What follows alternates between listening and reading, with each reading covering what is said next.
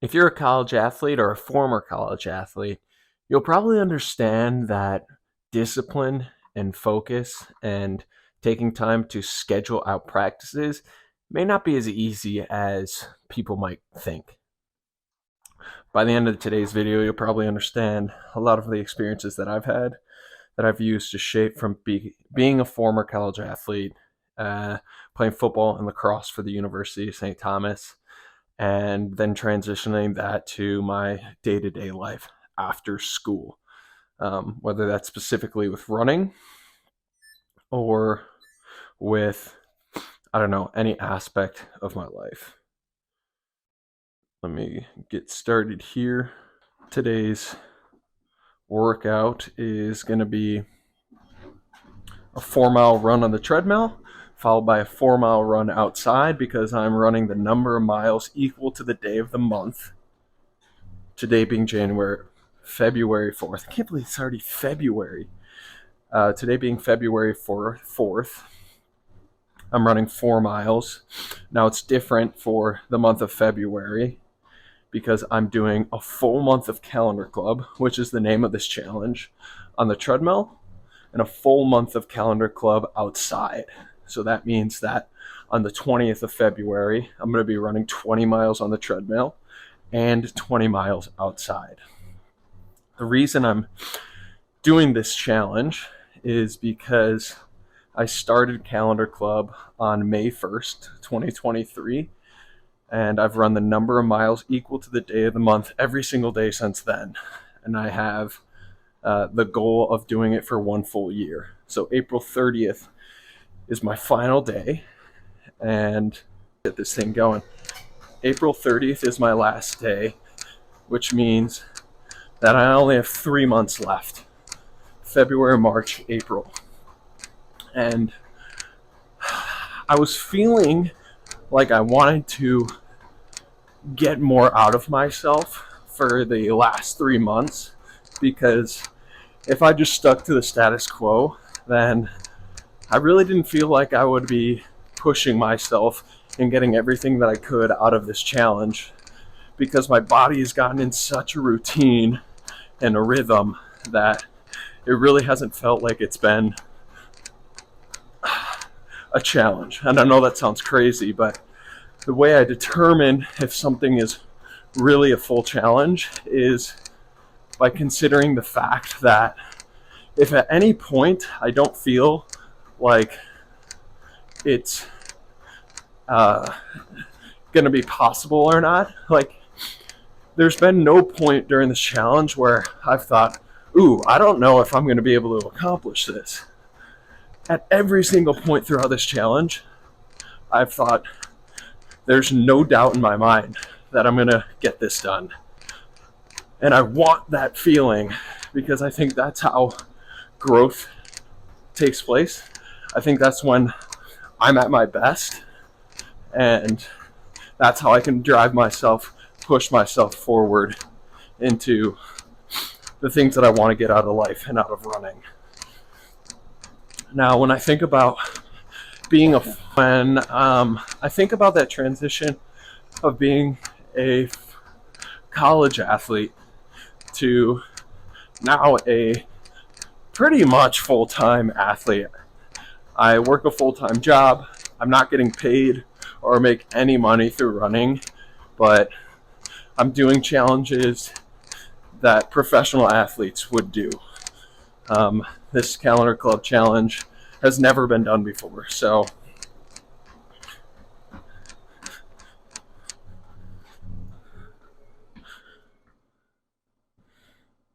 having trouble with you. So I'm definitely training and acting as if I'm a professional.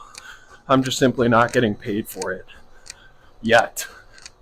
But I remember coming out of college, or at least being in college, going through job interviews, and being an athlete was a positive attribute, positive characteristic. It was seen as valuable because jobs saw that you were hardworking, you were disciplined, You were able to be accountable for yourself. And like, I think initially I bought into that, believing like that was the case. But coming out of school, I realized that I didn't have to worry about any of those things. In college, practice started at 3:10 every day. That's the time you were supposed to be there. If you were late, that would affect your playing time. There's no questioning. You showed up and you were there, and I didn't have to think about it. I didn't have to set the schedule. I didn't have to think about the game plan, the strategy, outside of preparing for it. And, I didn't have to set the practice plan. I just showed up when I was told to show up, and I did what I was told to do. And I'd have someone to watch film with who would correct my mistakes, who had this greater perspective on how to become a better athlete, how to become a better teammate, how to become a better athlete in my position group. Basically, how to do my job to the best of my ability. Now, coming out of school, running isn't like that. I learned very quickly that in order for me to have a successful career or have a successful game, whether that be an ultra race or a long distance run that I was doing, it took me having to set that practice plan. I don't have a coach. It had me seeking out someone to help me physically get stronger, maintain strength, which I have, thankfully, a good friend in Austin Yoakum, to be able to do that. And it was all about me having to do all these things that were always done for me and now doing them myself. And I've heard this a lot. Like, I see former college athletes, they get out of shape, they gain weight, they lose their motivation, they lose that accountability. And it's like, if we really are so good at those things, then what happens after college for those things to no longer take place? And I think, first and foremost, one of the biggest things that I've noticed is having a team that holds you accountable, either directly or indirectly.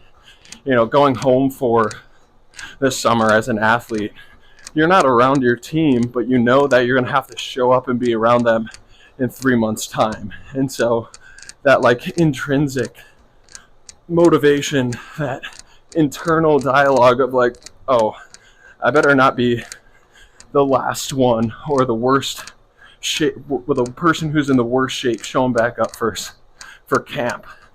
Like, those are aspects that are ingrained in being a part of a team. And there's not many team sports that allow you to compete at a high level, that hold you accountable to a high standard. You can join intramurals, you can join these pickup leagues, but they're more casual, and a lot of them don't have that like competitive college athlete mentality tied to them. They're just there for fun. Sometimes they're just there to drink, maybe get high, and enjoy subtle activity. But that's not, I'm not looking for that type of mentality. I think it's fun to be a part of at times, but it doesn't really get you anywhere. At least the places that I want to go. It just kind of lulls you into, okay, this is how it's always going to be. This is how I'm going to have some sort of outlet for the anxiety that I'm feeling in the world, but it doesn't really fix the problem. So where does that leave you? Like, where does that leave you as somebody who feels lost coming out of school, is an athlete or a former athlete that is kind of dealing with these internal battles? I think one is you gotta pick a goal. You gotta have whether it's a marathon, whether it's a triathlon, whether it's joining a very competitive soccer league or basketball league. Like, you have to pick something that's going to push you out of your comfort zone that you can't necessarily just walk on the court or walk on the field and do. It's going to take you outside training, weight training, conditioning to get you in shape for those game-like experiences. If I want to be at my best for this calendar club challenge, where at the back week of the month I'm running a marathon or more for the last 6 days, and for this I'm going to be running 10 marathons in the last 6 days, I'm going to have to be at my best physically, emotionally, sleep-wise, eating-wise, strength-wise. I'm going to have a clear conscience, clear mentality. Like, I'm going to have to be at my best in order to accomplish the last 2 weeks of the month. And those are the things that are holding me accountable, because ultimately, I am a very lazy human. I think all humans are. We seek comfort. We seek wanting to go into what's going to be the easiest and how can I get this done in the easiest, most, convenient way possible. So finding ways where you put goals on the calendar, where you absolutely have to be at your best, where you have to train in order to be at your best in that position during that game. That's number one. That is ultimately number one. Number two, you definitely should find people that you can do that with. You know, running is more of a solo sport. There are run groups out there. But if you're not already in the status quo of what runners should be, how they should act, I don't think that's the best approach for everyone. I'm not a part of that category. And it took me 3 years actually, to find one other person that was like me. And now over the last year and a half, him and I have been able to grow more of a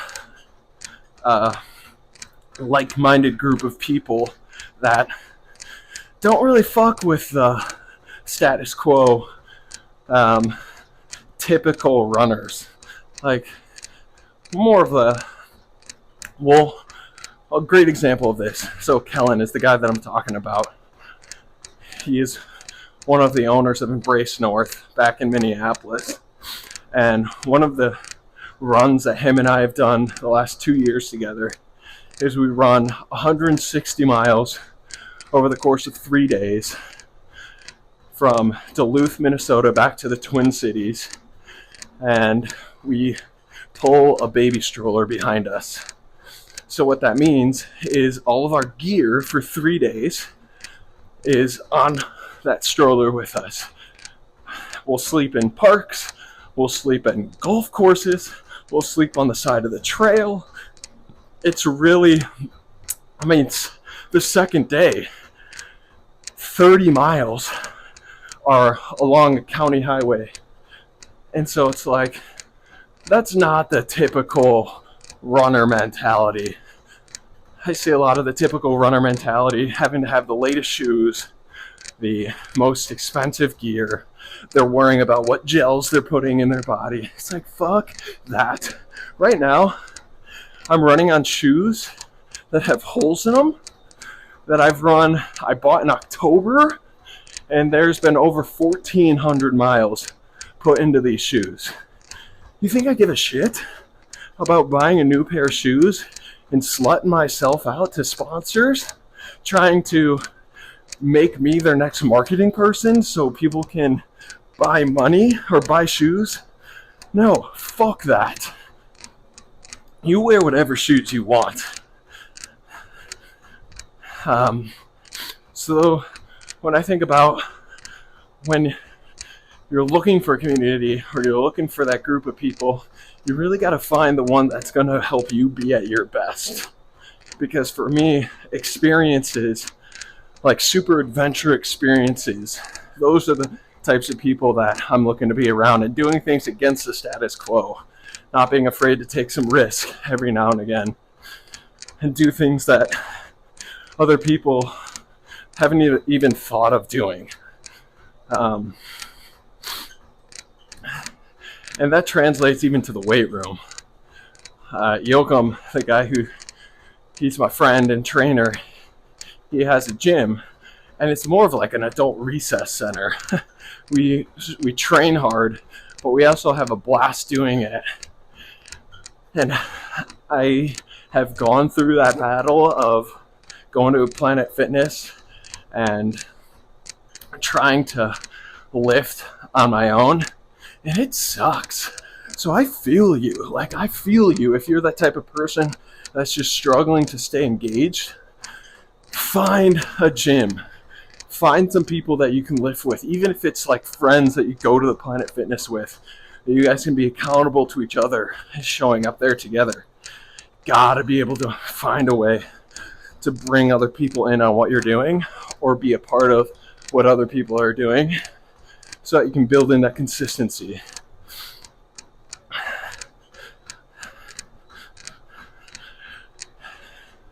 The other thing that I'm missing from being a college athlete, of having those coaches, is just having consistent feedback.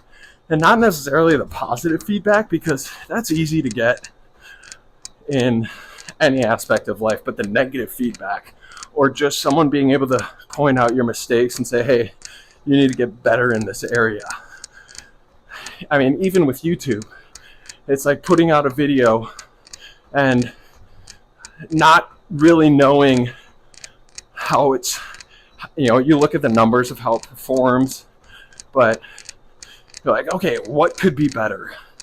And the answer is, I don't know. Like, there's definitely things that I am learning by watching other YouTubers or watching videos, thumbnails and intros and all those other aspects. But it'd be so nice to have people that just say, hey, this sucks, fix this. Like, you just never know, like, why something isn't working until you find the thing that makes it work. And that just takes time, patience, and a whole lot of trust that the thing that you're doing is going to work out in your favor when you do it long enough. And I really do believe that. Like, if you work at something long enough and are not afraid to change and adapt along the way, you're going to find success. And whether or not that's happening for me right now, I don't know. I don't know the answer to that, but I believe that. And I've been told that by people that that's happened to. And there's it's such a funny quote, because it's from, what's his name? Seth Rogen. But he's like, if you quit, you fail. It's not going to work. If you don't quit, it might work out. But if you quit, it's guaranteed to not work. If you don't, it might. And it's like, okay, I'd rather play my cards by saying, oh, it might work out, by continuing to just do every single day. Because if that's the case, then it might work out. But I know that's not going to work out if I just stop. That's the truth.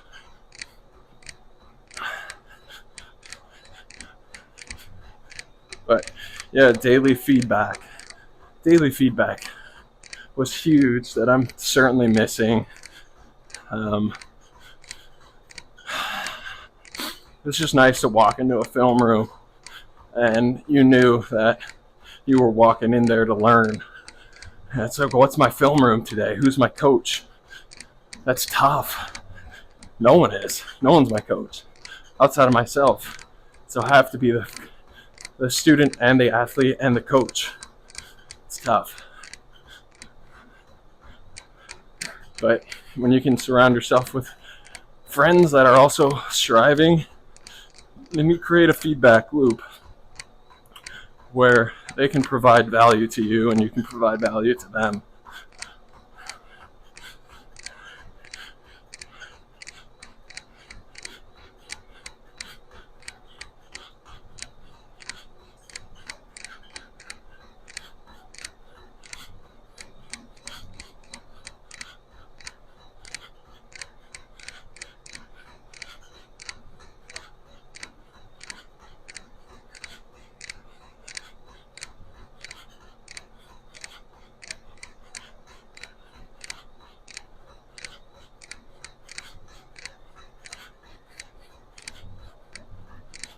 At the end of this run, I have 4 miles outside, and yeah, I'm really looking forward to see how this month shakes out. It's definitely not going to be easy, but that's why I'm doing it, because hard shit feels good to do, even when it's not something that you're totally looking forward to.